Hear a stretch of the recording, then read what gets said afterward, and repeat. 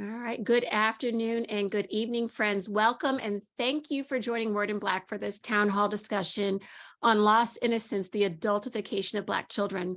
My name is Liz Corquet-Lasaunier, and I'm the managing director of Word in Black. And if you're just learning about us, welcome to the Word in Black family. Word in Black is a collaborative newsroom founded by 10 leading Black publishers in direct response to the murder of George Floyd.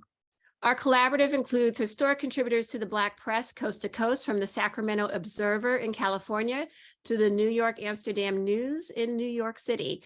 And we have a bold vision, which is to be the most trusted news and information source for, about, and by Black people. So if you don't already follow us on Facebook, Instagram, TikTok, Spoutable, YouTube, subscribe to our newsletter, visit us on the web at wordinblack.com, and be a part of what we are doing, because our reporting is focused on amplifying solutions, the individuals, institutions, and community organizations and folks who are working for racial equity and justice. But to get to that justice, to those solutions, first you need to tell the truth. So we produce Lost Innocence, the adultification of Black children, because if we don't tell the truth about the criminalization and hypersexualization of Black children and the lifelong impacts of that adultification, who will? And how do we heal from it? So a couple of housekeeping things before I intro our panelists. If you have questions and you joined us through Zoom, there's a Q&A box at the bottom of your screen, so you can submit questions to them through there, and then at the Q&A portion of our program, we will be able to get into those. If you're tuning in on Facebook, we'll do our best to monitor to see if there's any questions over there as well, and answer them as many as we can. We are also recording this conversation, so if you want to share it with folks later or rewatch it, you are welcome to do so.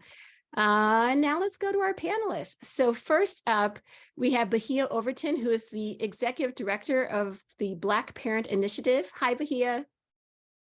Hi, how are you? Hi. We have Terri Watson, who is an associate professor of educational leadership at the City College of New York. Hi, Terri. Good evening. We have Amir Gilmore, who is an assistant professor of cultural studies and social thought and education at Washington State University. Hi, Amir. Hello. We have Megan Freeland, Director of Health Communications for Planned Parenthood Federation of America. Hi, Megan. Hey, everyone. Ashanti Branch, who is the founder and executive director of the Ever Forward Club. Hi, Ashanti. Hello. And we may be joined a little bit later by Shamari White, who is a communications associate and advocate, and is one of the folks who actually was interviewed for one of the articles. But last but not... I'm here. Oh, you're here. Fantastic. Yeah, I'm sorry. So glad. And last but not least is Anissa Durham, who is the health data journalist for Word in Black. And she is the person who birthed this project, reported on all of these stories, and really dug into this issue. And, you know, all of the credit goes to Anissa really for having the courage to have this conversation and talk about an issue that no one else is talking about. And so with that, I'm going to turn it over to Anissa, who is going to give us a little bit of a crash course about what adultification bias actually is, and get into some of the questions for the panelists. Hello, thank you for the introduction, Liz. As mentioned, I'm Anissa Durham, the health data reporter at Word in Black. I reported multiple stories that we titled Lost Innocence, the adultification of Black children. So just to kind of go back and explain what adultification bias is, if you're not aware, it's a stereotype based on the ways in which adults perceive children and their childlike behavior. It's rooted in anti-Black racism that goes way back to chattel slavery. And the stereotype often treats Black children like they do not deserve to play, or they need less nurturing, protection, support, and comfort. So the bias presents itself in different ways. It presents itself in households, in educational settings, and in society, where Black children are expected to act like adults before reaching adulthood. And then it intersects with Black youth being criminalized or over-disciplined, and then the hypersexualization of Black children as well. And there's data to support that. So in the stories, I'm not going to get into all of them, but if you'd like to know more about what adultification bias is, we did an explainer guide that breaks down each of these terms even further. And then the 4 reported stories each touch on the Black youth experience, how it intersects with criminalization and sexualization, and just gives real life experiences. So I want to say most of the panelists were featured in each of the stories, so you'll recognize some familiar names. And there was an audiovisual story that was also published last week, where you can hear almost all of the sources that I interviewed for this series in their own words talk about how adultification bias has impacted them or their research, or just what their thoughts are on this. So I want to move into the panel. And I have a series of questions to, get through, and I want to make this interactive. So if, we have lots of questions, and yeah. So if you can just keep your comments to a minute or less, and feel free to jump in if you don't want to answer a specific question, that's no problem. So the first question I want to ask the panelists, what factors would you say have contributed to the adultification that our community experiences? Whoever wants to go first, just go ahead and unmute.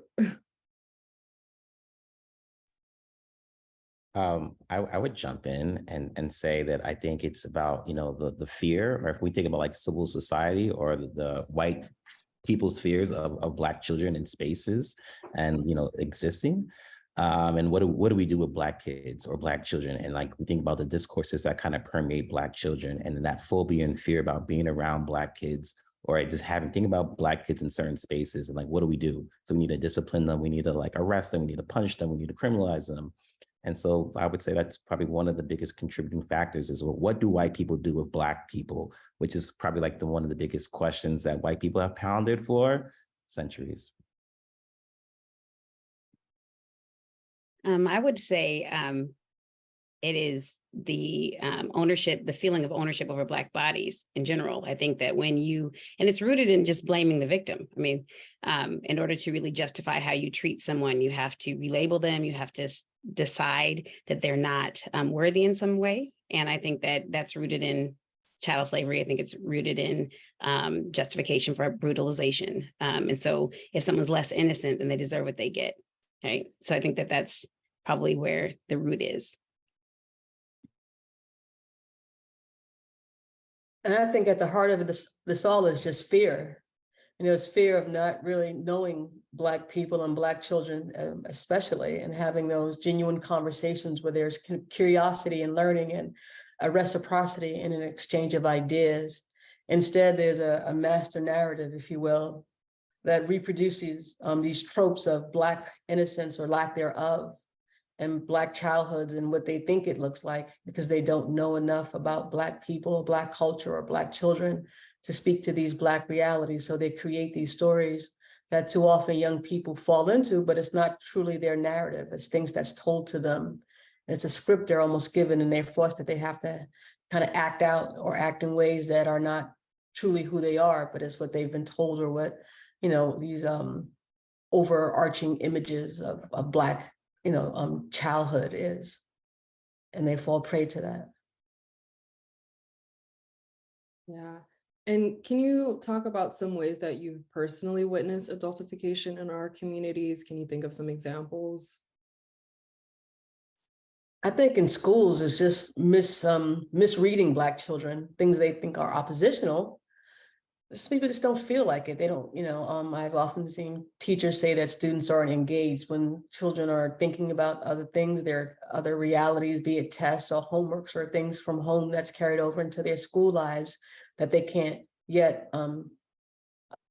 not discern, but they can't separate the two. So they bring those issues with them, and then they're stereotyped or labeled as being difficult or distant or not paying attention when they just have other things on their mind. Or they're, particularly Black girls, is one instance, they're told to be defiant when really they just have a mind of their own, and what you propose that they do, they simply don't agree with and refuse to do it. And it's not defiance, it's simply not, they're not in alignment with what you think they should be saying or doing. And they can remove themselves, and oftentimes that's in silence or just saying no, and they're seen as, combative or not being prepared for the schoolhouse, really, when they, they are prepared, but the material was not presented in ways that is engaging or inspires them to act accordingly.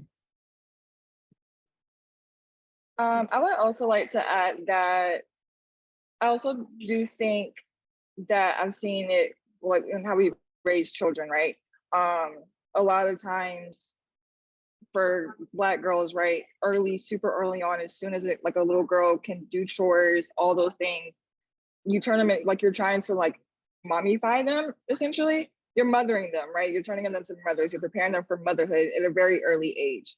I remember like having a bunch of baby dolls and like, these are my babies, right? I am now 27, 26, and I'm already thinking like, I don't want kids, right? But that is something like I've noticed, especially like in different families, we are raising boys to become the father of the house, if that makes sense. Yeah, like we're raising them to become like the father of the house immediately after they like hit a certain age. Like we're not really giving them a chance to be children, right? We're giving them all these responsibilities and all this emotional baggage that they can't handle. Like most children cannot handle the emotional baggage of our parents. That is for them to handle on their own. Those are their responsibilities. But what we do a lot, but we do a lot of raising children to be parents, parenting our child to become parents to our siblings or other things when they in reality should be only kids and they should be doing childlike things. That's what they are. Yeah, to the point about Black girls, I also see it show up in like even just small little jokes that we have in Black communities. Like, I often hear people say, oh, we all have that one creepy uncle, like that's just a thing that you have. And like, but that's real. Like young girls have that experience, especially as they're in those prepubescent years where they're transitioning from, maybe younger girls to preteens. And when those situations happen in families, sometimes the onus is put on the girl, right? It's who gets in trouble, who receives negative comments, who gets told she's doing something wrong or she's in the wrong place or, acting grown. It's always the girl. It's never the creepy uncle who gets that same energy, right? So I think it shows up even in those little interactions that are almost baked into our families. Yeah. And to your point, Megan and Shamari, I'm just curious, like with this adultification and this, expecting children to be parents and expecting them to be grown or labeling them as grown, how would you say that this has affected the developmental growth of Black children? Dramatically. I feel that they don't really have a chance to actually emotionally develop. One is one of those things, right? They don't have the opportunity to develop emotional maturity. One, because they don't know what it looks like. When you're giving them all this emotional baggage, because that alone tells your child like you cannot handle or own your own emotional maturity. You're not there yet. So I do think it hampers on their growth as they get older, and that's a lot of reworking, right? Like you have to like unlearn. If you have the opportunity to unlearn that, you have to unlearn it. I know for me, it took a lot of time to realize like I'm not a mom, I'm not my father, I'm not all of these people. These are people who are their own person. But like it did affect my growth in a way of where like I see things very differently as opposed to like some of my other friends or like other people who haven't had this experience, and like talking with my friends who are like not Black and like learning like how they do things or how they respond to things. I'm like, that's news to me. And they're like, oh yeah, this is normal. I'm like, oh yeah, I never had that experience. I don't know what that feels like. So it does take a lot of unlearning, but it does hamper the growth. Like it takes a while to kind of grow out of that if you know that's something that did happen to you, because a lot of times you don't know that's something that actually impacted you until much later. Yeah, I agree with Shamari. I think it forces Black children into life phases before they actually have the skills and the knowledge and the tools they need to be able to like safely navigate those phases in their life. which is really unfortunate because when you're in that situation as the child, you might feel exposed, you might feel unsafe. And that oftentimes leads people to seek that safety and seek that security in places or from sources that actually are not in their best interest. But it's not the fault of the child who's experiencing that, right? It's like all the circumstances that that are a part of their life experience. Oh, I wanted to add, thank you, Megan and Shamari, for that. One of these, from my personal experience, so I was at 7 years old, I was told I was the man of the house. My father had died before I was born, and my siblings, we had different fathers, but my uncle was like, "You're the man of the house. You got to take care of your mom and your sister and your brother." And it wasn't like a offer for an opportunity for leadership growth. It was a demand on my life that now at 7, I was supposed to first of all know what it means to be a man. I was still trying to figure out what it meant to be a boy, and I'm supposed to be now taking on the role of something I've never seen before. And I think the challenge sometimes is, even in my mom's best skills, when I went to school, I'm around all these little boys, and I'm a man. So when the teacher tells me I can't go to the bathroom, the only reason I asked her was because all these other little boys are asking her. But I'm a man. So when she tells me I can't go, then what would a man do? A man would go to the bathroom. I'll walk out of class. And then I get home that night and my mom is mad because I walked out of class. I'm like, she told me I couldn't go to the bathroom. I'm a man. My mom was like, well, you're not a man at school. You're only a man here. What? I mean, and so the rules begin to change. And if you're not clear with kids, like, I'm like, what are you talking about? I don't even get the big piece of chicken here at home. How am I the man here? Like, I got all these rules and responsibilities on my life, and yet no one's giving me the skills to navigate them. And so I think that it happens sometimes unconsciously to make them feel strong and tough and all these things. But if we don't give them the tools, young people, then they live in a world where they're told they're supposed to be an adult already, but yet they still get treated like a kid. And now they're having to navigate the world in so many different ways. And so that's how my personal experience showed up. Well, I just wanted to chime in for what Ashanti was saying. I think so much of when we think about masculinity, it's a man-making project, right? We're taking boys and making them into men, and we do it so quickly. And when I think about who do we see as men, we're usually thinking about like straight men, right? And so when we think about notions like, if you have Black boys that are gay or questioning who they are, right? The notion of you just even trying to play around with your identity or sexuality is stigmatized. It's seen as not masculine enough or not manly enough. And so then you do have to harden up. But, when you do harden up, those are the same factors that could get you killed or disciplined by, police officers or school officials. And so, you kind of stigmatized. But so you have all these societal factors forcing you to be a man, and you may not know what that even means, right? But even to that notion, how young boys are even sexualized by men and women, right?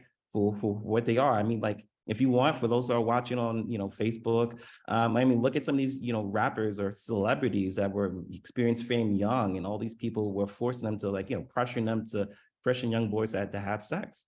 So it does happen a lot. Amir, you made me think about Boozy and his son. The story that he told about that, which is just, we've had an endless sort of debate about that. But Ashanti, I want to come back to something you said, because with what you do with your, Million Mask movement, do you see that showing up in terms of youth talking about the mask that they wear or that they have to have because they have not been allowed to develop as children, and all of the pressures how does that show up in what you see as your work? Yeah, I'll briefly explain what the mask is. So we have a tool that we use. Our work was featured in a documentary called The Mask You Live In, which is about American masculinity and how this hyper masculine narrative of being a man is really hurting our boys. And so the activity of the mask is three steps. It's draw a picture and write 6 words. There's 3 words on the front of things that you let the world see, and there's things on the back, 3 things that you don't usually let people see. And what we see in these masks, when we've collected thousands of them around the world, is that it's clear. I think that people are clear that there's certain things about themselves they can show, and whether we're talking about boys and young men here in Oakland, or we're talking about in Auckland, New Zealand, or in Toronto, or in Mexico, or Like they're clear that I gotta be tough, strong, athletic. I gotta, they're really clear words of what they're allowed to show. And on the back, oftentimes there's the sad and fear and worry and doubt and not enough and family problems. And so they operate out of this world that I have to keep all this stuff in because the world doesn't really accept it when you're feeling sad or when you're feeling afraid. I mean, when you're in trouble at school, they know how to handle when you're angry, right? Or if you do something that's caused out of anger. But what are they oftentimes don't know how to handle it when you're dealing with sadness. They're like, well, you got insurance, you can go, and hopefully your school has a person you can talk to. And if you don't have insurance and you don't want to talk to a therapist or something, then they're like, well, we don't know how to help you. Guess you got to deal with it by yourself, and it's a sad state of affairs happening in our schools. And so our work is really helping schools see, look, there's so much happening behind what you can see on the outside. There's so much happening with all of us. There's more happening with me, right? Like you can tell I'm in my car, but I didn't plan to be in the car at the moment, right? Now, but the idea is that there's so much happening on a daily basis with all of us but what we see on the outside is what we usually judge. And if you see a kid who's disengaged, maybe he doesn't even like your class. Maybe it's not that he doesn't care about his education and he's disrespectful. Maybe your class is boring. But if teachers begin to take it personal and then they make the kid feel like you're never going to learn anything, you're not going to have a future, it could be just like, I don't want to talk to you. I don't like you. And they don't want to. So I think that how we define what we see on the outside usually causes a lot of the disconnect in schools. And so, I tell teachers, look, if you care more about the subject that you teach than the subjects who you're teaching, you're probably going to have a disconnect. And that's what usually teachers end up doing. They end up judging the outside and they miss so much that's happening behind. Yeah, and we touched on the role. To what Ashanti was saying, just because I was thinking about when we were talking about the language that we're using, words have a lot of power and they have meaning, and how we make meaning of words is important. And I was thinking about the language that we use with young girls, right? Fast and grown and all these things, and putting the onus on them. But also there's a poverty of words that parents use with their children to express, so that they can express all the different ways that they show up, right? And in school, like you're saying, I don't like him, he's mean, that's why I hit him. But really, he embarrassed me. He tried to humiliate me, right? You don't have the language, you're not speaking directly to what the actual injury or issues are. So I think even with the words, sometimes they don't have the words, right? And sometimes the parents don't have the words. I don't want you wearing that because you're fast, right? Well, you look fast. Then it's putting the onus on them. But saying like, you know what? There's nothing wrong with you. You're beautiful. You're amazing. This is the way that you get to carry yourself. And what we don't want to do is invite in any way, right? For whatever you have the power to control in your environment. So it's not on you to change for anybody else. You're perfect and fine. You still can deal with the realities of the world, but having the language, I think, is really important for parents and for the kids themselves to be able to even express, how they feel or how they identify, because I don't think that they even have the language to do so. That's part of our job, right? Give them the words, give them the language. Yeah, and I'm glad you brought that up, Bahia, because we touched on how parenting and education play in this conversation around adultifying our children. But how do we then shift the language? How do we shift the way that we parent and educate Black children? I think we have to start controlling that narrative. I think we give schools a lot of power, and that can be both good and bad. I think as parents, and I know I'm a parent, I'm my child's first and I hope best teacher. And I'm going to tell her things in ways that I want her to understand. I'm going to use language not only to build her, but also to take her to the next level. So it's giving her the skills to be successful, to affirm her, but also to let her know that, she is to answer when her name is called, but also what to do when it's not called, like when you're called out of your name. How do you respond to that? How do you push back? I know that I always gave my daughter the option to tell me no, be it no for dinner, no for things of, what she wanted to wear to school. I remember once it was 90 degrees, she wanted to wear rain boots. Knock yourself out. I knew it would occur to her when her feet was hot that maybe this wasn't a good idea, but I needed her to own her decision and her choice. And then the next day, she knew that, maybe she should wear water shoes instead because she wanted to play in I understood her rationale for wanting to wear the rain boots, but they're not the best for playing in the sprinkler. But nevertheless, it's giving them not only the language, but the opportunities to use words and to have consequences that I call them safe fails, meaning it didn't work out, but she learned a valuable lesson. So maybe in the future, she'll trust me when I tell her that maybe his sandals are, better than rain boots when it's 90 degrees out. And if not, your feet will be hot and there's a consequence. So it's giving them the language, giving them the tools, giving them the consequences, and allowing them to fail. I think too often we fight children's battles for them, or we hide things because we don't want to tell them the ugly truth about what happened in our own experiences, or where we failed. But I think we should we should share our wins as well as our losses, and not shield kids, but allow them to grow.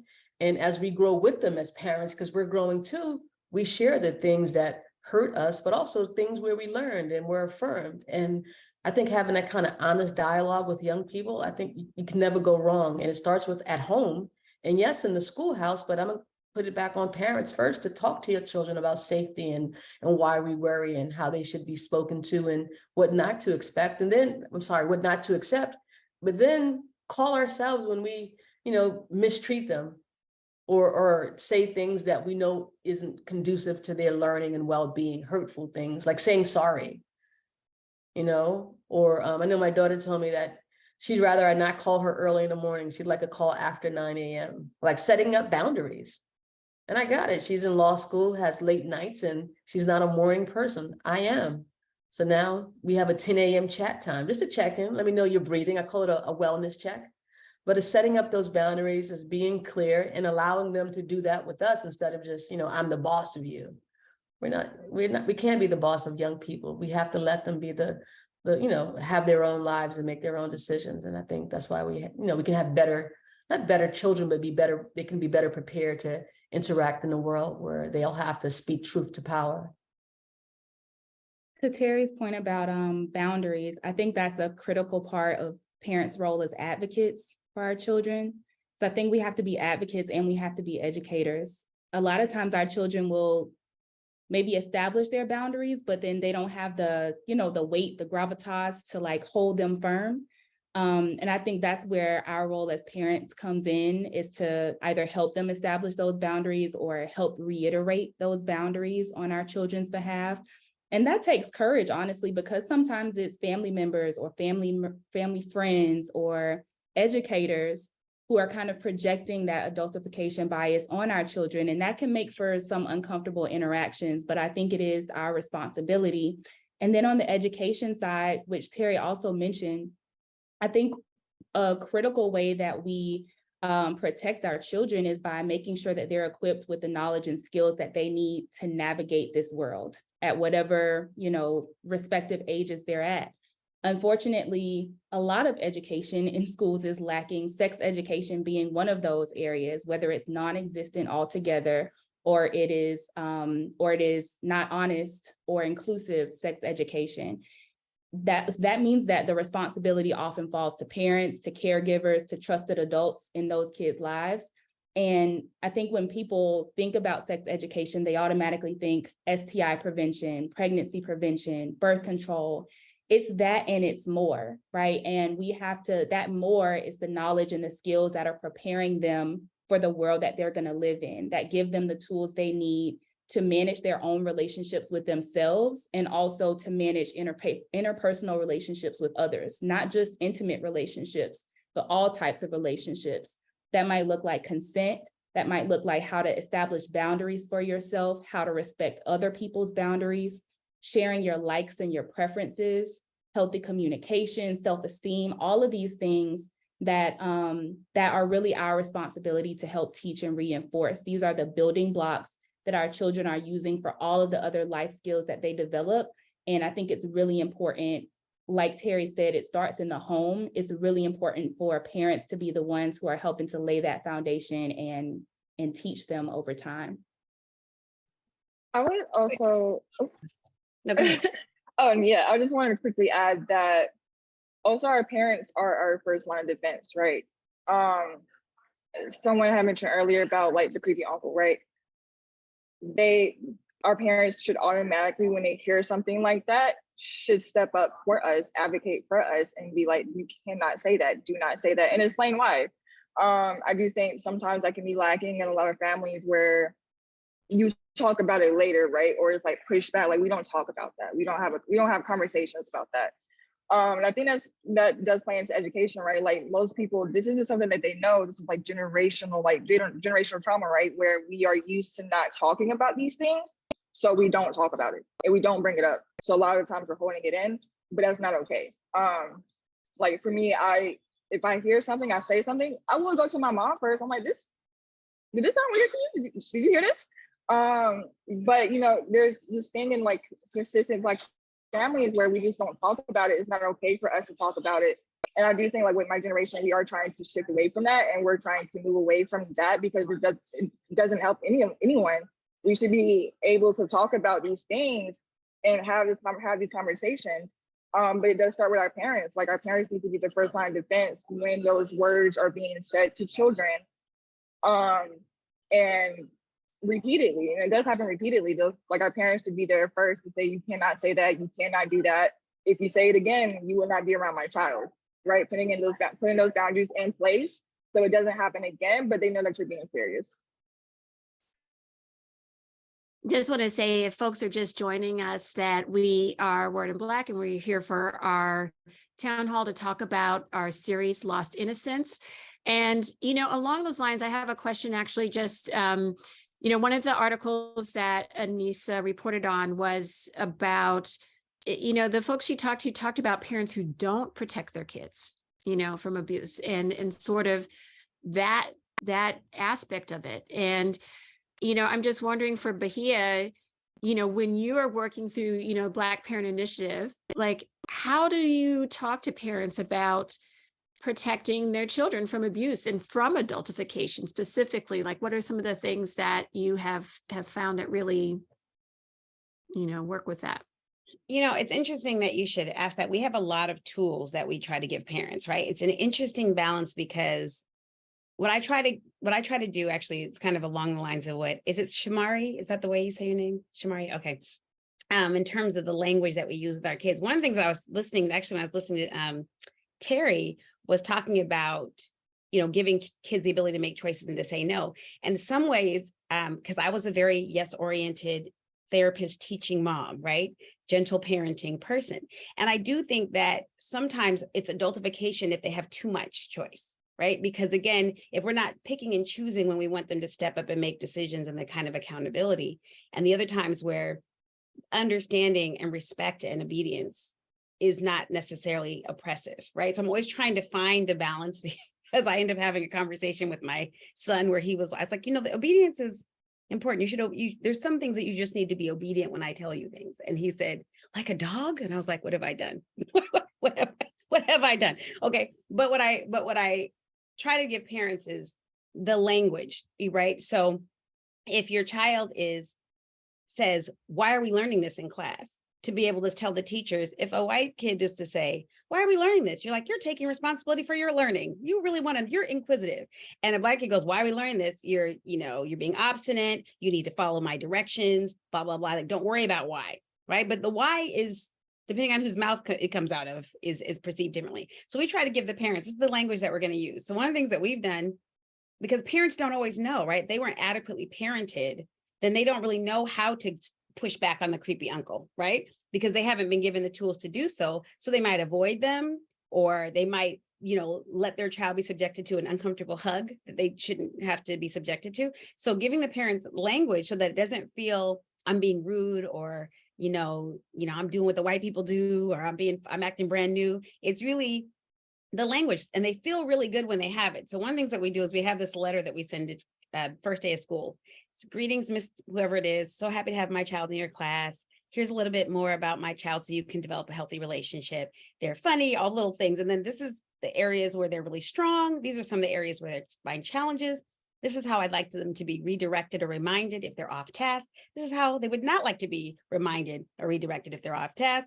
We have a statement in there that talks about my child's not to be questioned by police under any circumstances without me or my attorney present. And then finally, it says, given the research that's done on the unconscious biases and the fallout in our district, could be any district, what is your system of checks and balances to kind of mitigate any potential harm your unconscious bias may have on my child?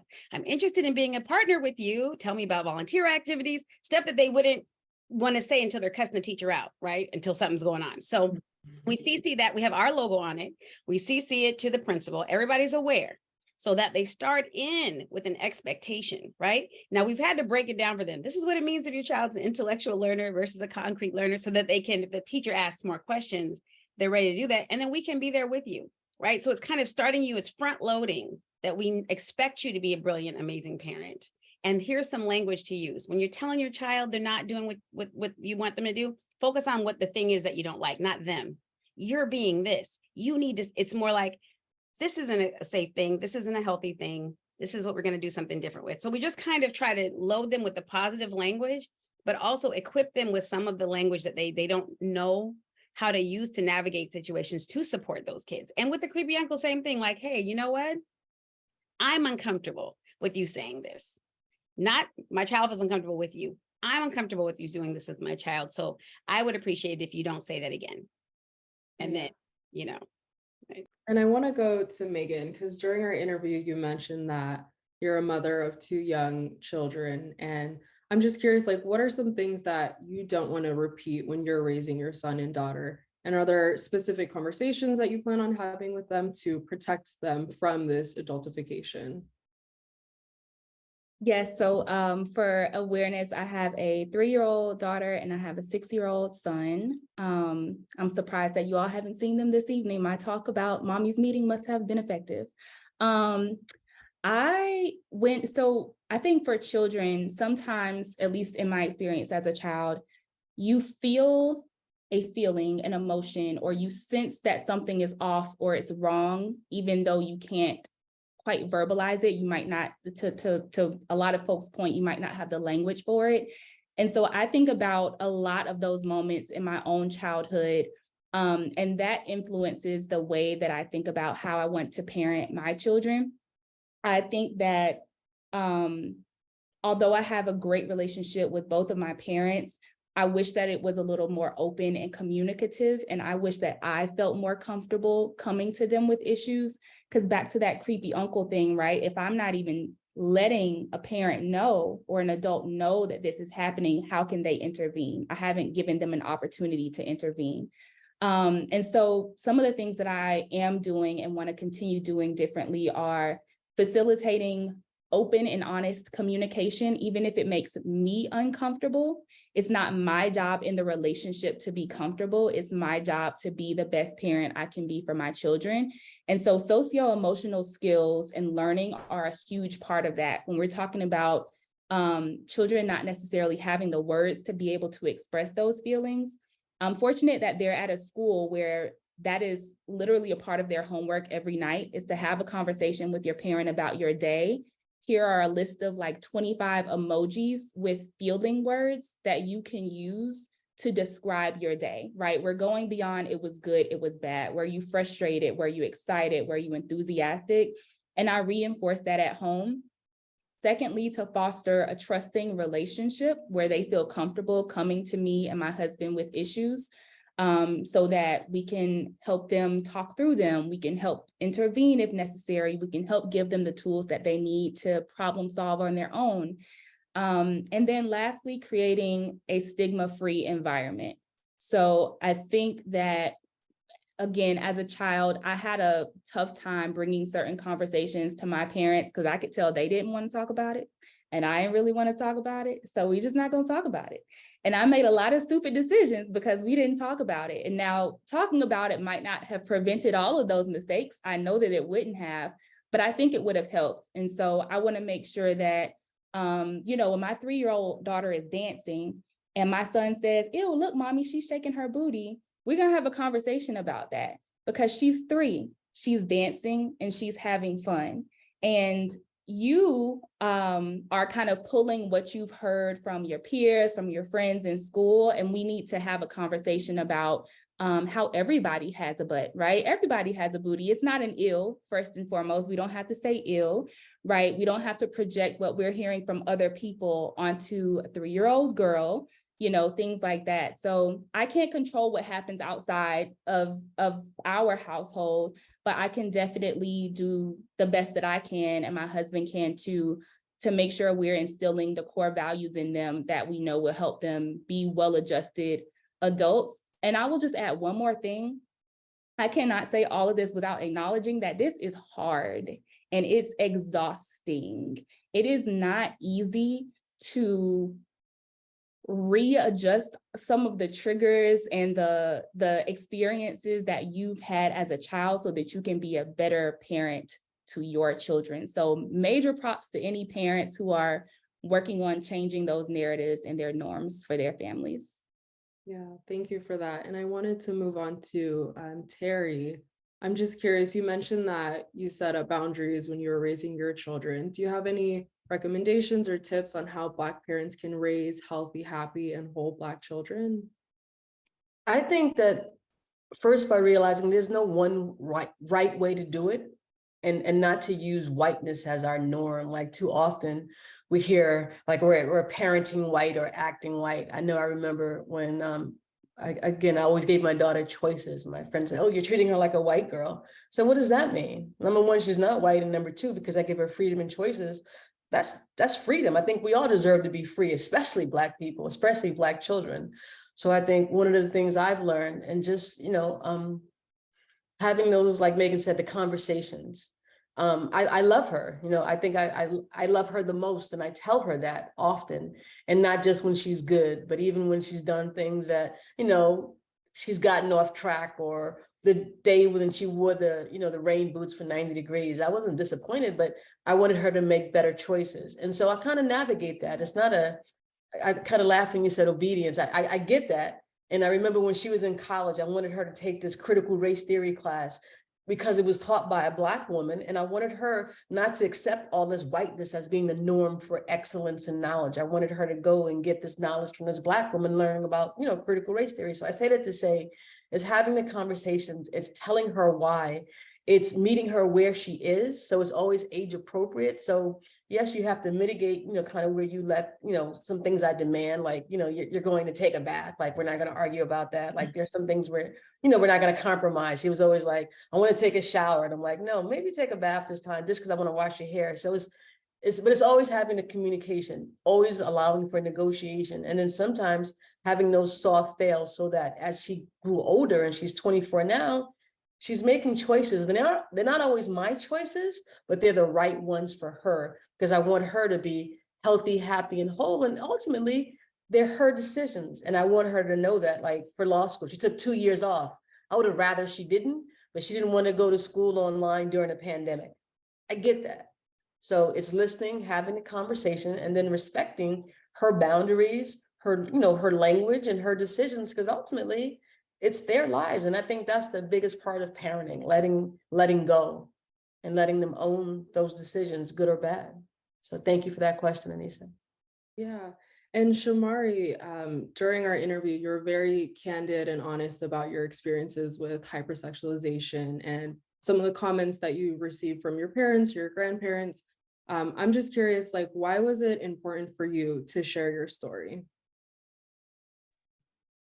Yeah, so I gotta say, a lot of what I was told was in passing, right? I've had this conversation with my mom now due to thanks to therapy, where I kind of explain like how I feel. I'm like, this, I don't like how you say that, or like I don't like when you say these or this one particular word or whatever. I started going to therapy in college, like I believe my junior year, due to a different issue. And then I had a white therapist. She was great, actually. I was very surprised. But that honestly taught me, one, how to advocate for myself, and two, it's a lot deeper than what I had thought. So when I ended up graduating from college and I started going to see a different therapist, it really did change my life. And it really made me kind of have to sit down and think about all the things I went through when I was younger to kind of understand like the problems I have now as an adult. I mean, fortunate enough, like my mom's insurance, her insurance was great. So I was able to have a really good therapist, to speak to someone who looks like me, understood what I was like feeling, and could like respond the way that I needed someone to respond to me. So as I've gotten older, it was really important for me, like being able to have this conversation, which was very cathartic, Because it's a conversation I haven't really had before. It's like something that I know about, something that I've heard about vaguely, but not something that I really like actually had to sit down and talk about. But it was really important for me because a lot, I will have to say, like, a lot, like, my family doesn't really know much about some of the things I went through. A lot of this was like very new to them. Mostly my fault, definitely could have communicated that. But I think it was like really important for me to share it, because then that actually helped me talk to my mom, talk to my friends, talk to my family about some of these things. And then we are having these discussions, and it's very relieving, if that makes sense. Yeah, very relieving that we're able to have these conversations and be very honest and transparent about how these things work, how these things have been happening for forever. Honestly, it's not just me, it's a lot of other people. But I also think it's like one of those small things that grow on to be bigger things, but you just don't know that that is what that was. And so just knowing that this is something that did impact me when I got older, and I didn't know that that was one of the reasons why I would dress like a boy, or I wouldn't wear like skirts until I got into college. So like knowing that, it's like, that's probably the reason why, because I felt like this, and that results in me doing this. Now I can do this, but like, at what cost to my younger self did I have to like wait for so long?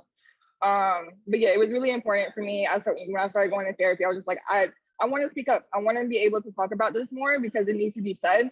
I have a little sister. I have a younger brother. I have nieces and nephews. I have baby cousins. I love them all to death. And like, it's my job, honestly, to advocate for them and just be like, listen, I'm here for you whenever you need something. And making sure like they know that I've been in a situation. So I don't want you to be in a situation, but if it ever happens, you have an advocate behind you. So just making sure that they know and other people know that there is advocates out here for you, making sure that you will be okay. Yeah, thank you for bringing that up. And I know we've talked a lot about parenting and how adultification shows up in households. And my next couple questions, I just want to address like more so the education aspect. So for Amir, why do you think that Black children are not necessarily seen as children in educational spaces? And what can educators do better to stop adultifying and criminalizing Black youth? Well, I mean, I think it really goes back to, I think, how we open this discussion is that, we don't really see Black people, one, as human, but like, especially for children, Black children are seen as like that marker of like pathology, right? Like, what do we do with them? They're thugs. I mean, we think about, the Clintons back in the day calling young Black men super predators, right? So these discourses kind of stay with us and travel with us everywhere we go. And, we think about the untimely killings of so many Black, young Black men and women, even boys and girls, and think about like how the media will paint different narratives about how they are and what they look like and what they were doing, what they were not doing, what they were doing. They were 7. And some of the stuff, it just doesn't make any sense, right? And so I think it's very hard for a society that has benefited so much from Black suffering to really like see Black people as people, right? Because to equalize Black people as people, you're gonna have to start undoing certain things and practices. And then to your second question about educators, as a teacher educator myself that works with a lot of white people, I'm at the point where, the research is there. We have books and books and books, and we have so many great authors. I think I'm at the point where like, if we have teachers, Black or white, or for folks from different races, ethnicities, if you cannot see Black children as children, then you probably shouldn't be a teacher. Find another job, do something else. I mean, why would you want to damage someone's life, especially a young child? Why would you do that? And so I'm at that point where like, I'm not even interested in like giving tips. Like if you just can't see a Black child as a kid, as a child, and work with them and see them, meet them where they're at, I'm not interested at this point. Yeah. And I kind of have a similar question for you as well, Ashanti. As a Black teacher and an educator, what do you think educators can do better to educate Black students in the classroom as they continue to develop and grow? Well, I was a teacher for a lot of years, and I was a teacher for 10 years and administrator for 3. And I think as an administrator, when I began to work with leading teachers, I just realized that that when we begin to talk to adults about navigating the masks that they wear themselves, when they come to school, my head teacher, whatever you call them, master teachers, when I was learning to be a teacher, they were like, you leave your problems in the glove compartment and you go into the school, you don't have any problems. And then you can pick your problems up on the way home. And I think that how many ever teachers have been passed that message, they need to ignore, they need to erase that. Because oftentimes teachers come to the classroom as if they are the perfect specimen of science. And they're there to help all the horrible peasants who don't know science. And you begin to get this complex where you are like, I am the God of science and you know nothing and you need me. And the relationship begins skewed already. And so therefore the kids who are trying to figure out their own navigation of life are having a harder time because the adult is not only seeing them as a poor student in the subject, they're seeing them as not worthy and valuable human. And so what I try and do with educators is like, you have to first be clear that there is more to you than that student can see. Some of the kids, like I was clear as a teacher, like some kids in my class, if I didn't show up on a day, I took a day off or whatever, I got some kids gonna make up their own homework. What? They be like, here's the homework. There was no homework. I was not here yesterday. But I made it up. I said, then grade it yourself. Because I purposely didn't give homework because I don't want to grade any for this day, you know? And then I got kids who I can take their homework to their house in a manila folder with a pencil and eraser. And that homework ain't coming back. And so as a teacher, if you're not careful recognizing that in the classroom, you're going to have all types of students, you're going to try and treat kids like maybe like you were a student. I love this subject. I am the master of this subject. And when any kid is pushing against you and you're teaching, I heard someone say, I'm not sure who said it, when you ask a teacher, why am I learning this? What am I doing with this? Well, every kid doesn't like the subject that you're teaching. It's your profession. So when teachers take it personal that a kid doesn't like their class, doesn't like this stupid lesson they spent 12 hours preparing, then the relationship gets skewed because teachers take it personal that you don't like their subject. And I don't know why, but I never did. I was a math teacher. Many kids don't like math. I'm like, you don't gotta like math. You don't need to like math. But I need you to know is that we're here to learn how to solve problems. Math is a part of your existence, and getting out of this high school, you got to do math, period. I don't care if you like it. You can hate it all you want. Hate it every day, but do the homework. And I think that it was about conversation with them and not trying to make them into what they weren't. That's how I tried to build relationship. And when I began to be an administrator, I told my teachers the same thing. Don't stop taking all these things personal. And you're an adult. And I've seen some adults act like 12-year-olds way too often because they have not dealt with their stuff that they're bagging. And their baggage starts spilling out. It just spills out in a power trip way. It spills out in a very, supremacy kind of way. I'm in charge. You didn't do what I said, get out. And therefore, now the relationship it gets worse because I was clear that when I was a student, if you didn't like me, I would gladly return the favor. And so what I know that happens with students is that some students could care less about what you know if they don't know how much you care. And so I know we've heard that quote sometimes before. Yeah. And I know we're kind of running out of time, and I want to respect everyone's time as well. We've talked a lot about why adultification happens, where it shows up, how it's impacted the health and mental health of Black children. But I kind of want to just briefly move on to the healing portion of this conversation. What do you think we need to do as a community to usher in healing from experiencing adultification? I think Terri had said about so I'm not a parent, right? But she talked about like, talking about your losses and like just having those conversations. And it really resonated with me. So I'm a person recovering from adultification bias. I'm in therapy, right? And I think about like how I have navigated so much of my life is because like my dad, I inherited the things from my dad about like how to be a man and what to do. And some of those practices were very harmful. But then when I reflect on my father, like he grew up in abject poverty, the Great Depression, obviously Jim Crow segregation. So I think about his life and what he had to inherit, right? And I'm like, well, damn, he didn't get a fair shake either. But I'm like, I don't know if he had spaces himself to like be a young boy and express himself and heal.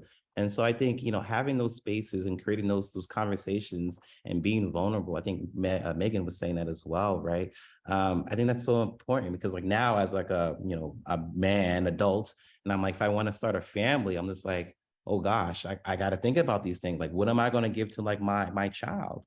to my children? What am I going to pass on? So I have to be very careful myself about like, how do I move forward? And so I think, you know, talking about it and having even spaces like this to really just have Black folks talking about us, and that's just centered on us as people. I think it's something that's really powerful and important.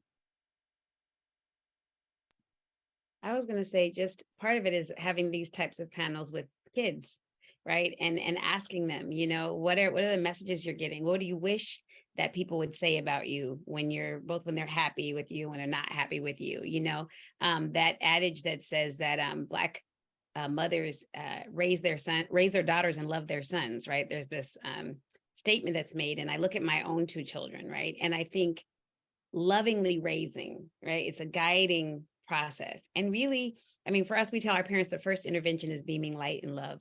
Like, people where we live, they don't light up when they see Black children enter their school or the grocery store or the doctor's office. They don't go, yay, Black kids, right? So we're like, the first thing that you need to do when they come home is just beam love and light to them. It doesn't matter how many times you got called from the office.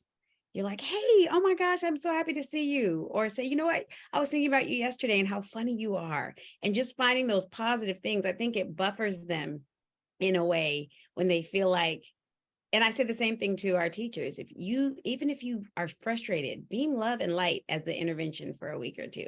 See what that does. It's transformational, I think, on children, and making them feel lighter, making them feel more childlike.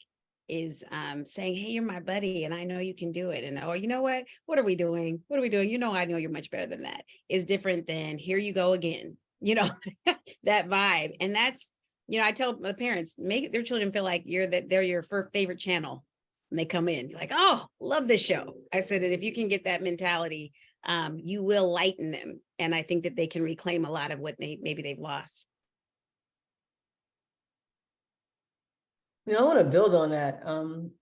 I think because I only have one child, it's easier, like just to focus and just to, you know, like I say I love you constantly, because I never want her to forget that. And I know the world is like cruel and cold, and I can, you know, I can give her all these tools and skills and send her to the right schools and, you know, right degrees, but somebody gonna say something to call you out your name, you know, but I want to tell you first that you're awesome, to help you understand that. And also mercy and grace, you know, we have to forgive ourselves. You know, we're gonna drop the ball sometimes. You know, we're not gonna get it right. You know, we've had cereal sometimes. Like, it just, like, I'm not the best mother in the world. You know, like I can remember coming home and not wanting to cook, and like, what you want to eat? Waffles? Well, that's just gonna be it. My mother's like, oh, you gotta give her, you know, a vegetable and a starch, and like, ain't nobody cooking all that. And you shouldn't have did it either. Like, you know, here's what I did. Well, I don't think you should have, because I don't think you were happy while doing that. But we loved those waffles. We had ice cream and we laughed and we talked. like I'm that mother, you know, for better or worse. And I hopefully, you know, it was for the best, but it's making those, you know, I wouldn't say corrections, because again, love my mother. She did her very best, but some of that stuff, like, you ain't have to cook every day. I think that was a little too much, you know. I think, but I appreciate it and I love her for it, but I'm just not doing that. You know, I think cereal is great. You know, let me know, like, we had like different varieties and types of milk, and we're drinking oat milk now. Like, I think I've done the right thing. And so it's, you know, is forgiving those, you know, like those shortcomings of our parents, owning that, and mercy and grace for ourselves when we don't live up to these expectations that others put on us as how to raise our children. And knowing that we're all doing the very best we can. And like you said, I love you said about loving them. Like, there's something so powerful about love that, you know, everything worked out fine with, you know, all the shortcomings, all of the days I'd let things go and didn't, you know, do the things like people, how you have to be. There's no one right way to be, you know, like we contain multitudes, and we don't allow ourselves to be, you know, the full complexity of ourselves. We have this, you know, particular way to be. Too often as Black women, I think it leaves us in a chokehold, because we don't know how to be soft. We don't know how to laugh. We don't know how to let it go. You know, we relitigate so many things when you ain't got to say that 10 times. You know, you could have just let that rock one time and we can move on. And for better or worse, I think that that's been our biggest, you know, challenge, I think, just letting some things go. I just want to say, like, I've been monitoring the Q&A, and Lorraine Reeves said, just in case you all didn't see it, she says, I'm so excited to be here and hear from the experts in the field of adultification and unconscious racial bias against Black people, but particularly Black girls. Absolutely agree. And then there were a couple questions that came in that were answered. One was, just in terms of media, how do you think Black children are portrayed? Do you see adultification in media representation? And Bahia, do you want to just share quickly before we go what it was you said? Because I think, this issue of media and what we see out there, the representation of Black children and Blackness in general, I think is a real thing that folks grapple with. Just that they're portrayed as less innocent. I mean, that's it in a little bite, is that they're perceived not to fully understand their circumstances and make adult choices to get out of them. I mean, that's what they're consistently, the narrative that I see about them is they should know better when they're children. And that's a constant, what I see. Well, we want to thank you so much for joining us today for this town hall. The expertise and experience and insight that you all have shared today is, as Bahia said, it is love, and ultimately what has enabled Black folks to heal and keep healing is our capacity to love and to love each other and to have grace for each other. So if you want to read all of Anissa's series, if you haven't checked it out yet, go to wordandblack.com. Lost Innocence, it's there. Again, follow us on social. Be sure, we have the contact and information of all the organizations of our great panelists. So be sure to follow them, get in touch with them if you have further questions. You see how I'm putting people on, y'all, like, go ask them. But really, thank you so much for your generosity and your time today, and be safe and well. Thank you. Thank Bye-bye. you. Good night.